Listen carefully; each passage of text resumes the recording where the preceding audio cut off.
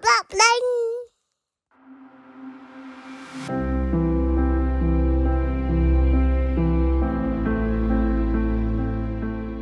一開始有咗阿 Mario 嗰陣時啦，咁我都有好似啲其他媽媽咁樣啦，做啲檢查啊、超聲波啊嗰啲咁樣嘅。生完佢之後出世我都見到佢嘅。其實我自己嗰陣時咧都覺得佢啲手腳好似唔係好夠力嘅，不過我嗰陣時就未識去判斷啦。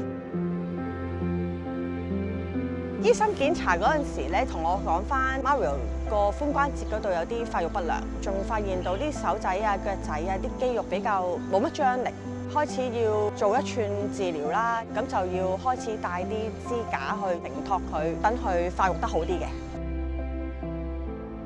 直到有一次去兒科啦，咁我再同佢了解下，我話有冇啲乜嘢可以幫到佢啊、訓練啊嗰啲。雖然醫院都有啲服務嘅，咁就唔會話太多時間去輪，要等啊。主診醫生咧就幫我寫咗轉介信去早期訓練中心度排隊咯，可以令到個服務會再全面啲咯個治療。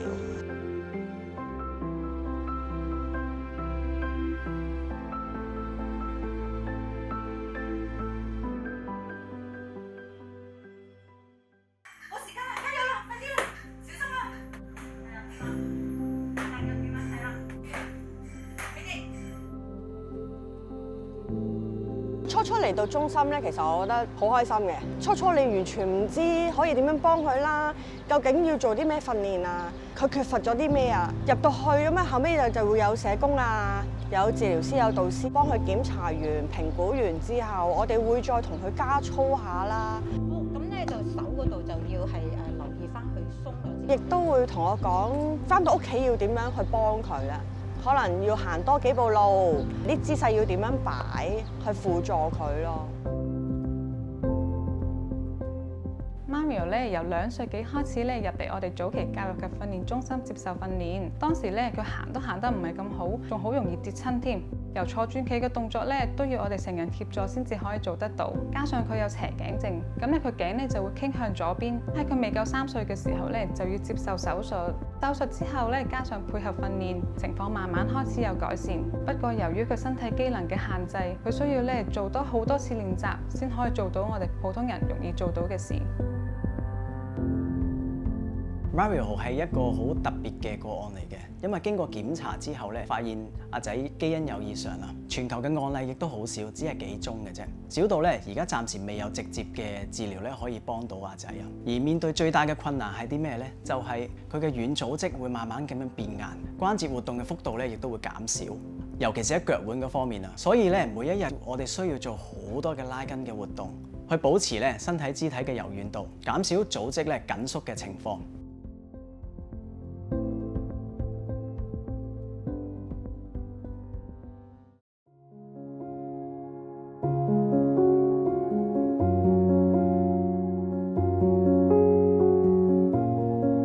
初入嚟嗰陣時，佢啲手指仔咧就唔夠力嘅，連握住個拳頭都唔係好埋啦，比童年會差好遠啦。佢好似行路咁樣啦，佢仲係啲跌跌碰碰，好似學緊行路，但係佢嗰陣時都已經2、3歲。咁啊有陣時唔識得用手去支撐，咁佢係成個頭直仆嘅。咁我同物理治療師講啦，咁佢就會安排平衡啦、支撐啊，咁樣去輔助佢保護自己。言語方面咧，就經過語言治療師咧幫佢上咗幾堂之後，係進步咗好多，咬字啊方面啊都會清晰咗。訓練完之後，而家開始揸到筆啦，寫到字，個情緒都幾好嘅。起碼佢都係可以同我講啊，媽媽我唔開心啊，又或者我今日好開心啊，哎呀今日玩咗啲咩啊，識得表達翻俾我聽。等我知道佢有啲咩嘢，原來佢自己都會識得同老師講喎，咁我就會放心啲啦。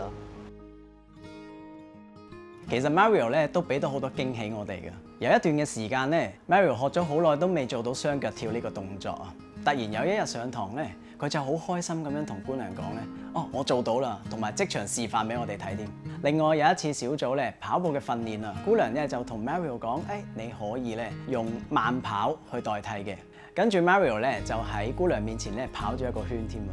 所以喺 Mario 身上面咧，雖然我哋見到有一啲特殊需要同埋身體方面嘅一啲局限，但係我哋更加多見到嘅就係 Mario 身上面有無限嘅可能性。有一次咧，Mario 嚟上堂嘅時候，媽媽咧就帶埋哥哥一齊嚟。咁老師發現咧喺課堂入邊，哥哥成日都有啲騷擾嘅行為，有時仲會講啲説話傷害到細佬。咁佢發現咧，平時喺照顧細佬嘅時候，原來係忽略咗哥哥嘅需要。之後我哋建議同哥哥單獨一齊出去玩。中心舉辦嘅親子活動，媽媽都有帶埋哥哥一齊嚟參加，俾多啲時間同埋機會兩兄弟相處。兩兄弟嘅關係咧就越嚟越好，而家庭嘅關係咧都變得越嚟越融洽。一路見到阿 Mario 成長都開始有進步咧，其實都會令到我心情咧好咗好多。而家有啲適應班可以俾佢知道到時係咩環境喎，等佢慢慢可以適應到，知道發生咩事咯。佢初初都唔知乜嘢上課時間，咁後尾上咗中心，上咗2堂之後，佢會明白到哦，一陣間係中文堂，下一堂又到英文堂。初初就一頭霧水咁樣咯，唔知發生咩事。雖然都仲有啲唔係好放心嘅，因為始終都仲未真正上到學啦。咁但係起碼佢適應咗少少，都會令到我會覺得佢有啲信心去上堂咯。希望可以繼續開心咯。雖然可能隔離有少少比下佢，但係希望佢自己有信心咯，唔好自卑。會繼續進步，最重要係佢唔開心會識得翻嚟同我講啦。有特殊學習需要嘅兒童同埋家庭，唔單只需要專業嘅治療訓練。香港基督教服務處深信要關顧每個家庭嘅獨特性，着眼兒童同家庭嘅需要，提升佢哋嘅能力感，鞏固家庭嘅親密度，締造生命嘅盼望，令每位幼兒同埋家人咧都唔受限於身心嘅障礙。我大個想做西鐵司機，因為我中意地鐵。